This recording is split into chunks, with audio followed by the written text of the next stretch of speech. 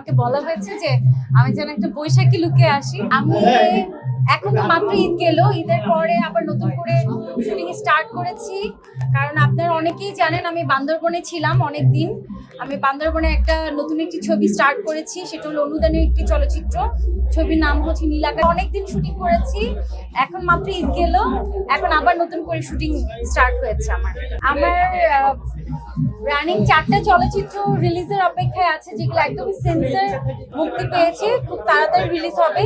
দেশের সার্বিক পরিস্থিতির জন্য আসলে কোনো প্রডিউসারই ছবি মুক্তি দেওয়ার সাহস পাচ্ছে না। সো দেশের সার্বিক পরিস্থিতি একটু ভালো হলেই আমার ছবিগুলো সব রিলিজ হবে। আমরা সুস্থভাবে আগে যেভাবে নিঃশ্বাস নিতে পারতাম, এখন আমরা ওইভাবে পাচ্ছি না, কারণ দেশে বিভিন্ন জায়গায় বিভিন্ন ধরনের বিশৃঙ্খলা হচ্ছে। তো এই জন্য সার্বিক পরিস্থিতি একটু দুর্বল।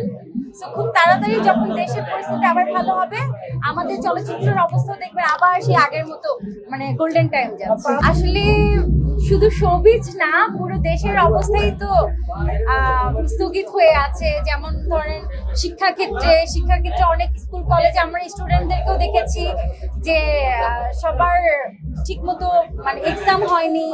তারপর আপনারা দেখবেন যে চাকরি ক্ষেত্রে অনেক জায়গায় সব সেক্টরে বলেন, শিক্ষা সেক্টর, আমাদের জব সেক্টর, আমাদের চলচ্চিত্র সেক্টর, সব সেক্টরের অবস্থাই তো একই। আপনারা তো নিজেই দেখতে পাচ্ছেন। আলহামদুলিল্লাহ, খুবই ভালো।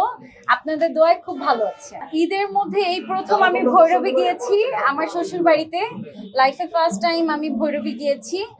তো খুব সুন্দর একটা সময় পার করেছি ভৈরবে আমার শ্বশুর বাড়ির সবার সাথে। আমার শ্বশুর শাশুড়ি ছিল, অ্যান্ড আমার যারা আত্মীয় স্বজন আছে, আমার শ্বশুর বাড়ির যারা আত্মীয় স্বজন, তারা সবাই আমাকে অসম্ভব ভালোবাসে, আর অসম্ভব তারা অনেক খুশি আমাকে পেয়ে। এই জন্য আমি মানে কি বলবো, আমি অনেক লাকি যে আমি এত আদর পেয়েছি, তাদের এত ভালোবাসা পেয়েছি। আর শ্বশুরবাড়ি এত আদর পাবো, সবাই এত আপন করে নিবে আমাকে, আমি ভাবতেও পারি। তো ব্রাহ্মণবাড়িয়ার ব্যাপারে আমার তেমন কোনো আইডিয়া নেই, কিন্তু ভৈরবের মানুষ অনেক ভালো। মারামারি আমি দেখি নাই, আমি যেটা দেখিনি সেটা আমি কেন বলবো। মারামারি হয় নাই আমার চোখে পড়ে। আমি সিনেমা হলের জন্য টিকিট খুঁজেছিলাম, কিন্তু দুর্ভাগ্যবশত আমি কোনো টিকিটই পাইনি। এবার চলচ্চিত্রগুলো এত ভালো গিয়েছে, এত মানে সারা পড়েছে পুরো বাংলাদেশে, সবাই চলচ্চিত্র দেখেছে। সো টিকিটের অনেক সংকট ছিল। আর যেহেতু সিনেমার সময় অনেক ভিড় থাকে, অনেক সাধারণ পাবলিকরা থাকে, অনেক সাধারণ মানুষ থাকে, অনেক ভিড় থাকে। সো এই জন্য আমরা আসলে যেতে পারি না সিনেমা হলে। সো আমি বরবাদ দেখতে যাব, একদম একটু ভিড়টা কমলে আমি যাব বরবাদ দেখতে। আমি বরবাদের জন্য টিকিট চেয়েছিলাম, কিন্তু বরবাদের টিকিট পাইনি।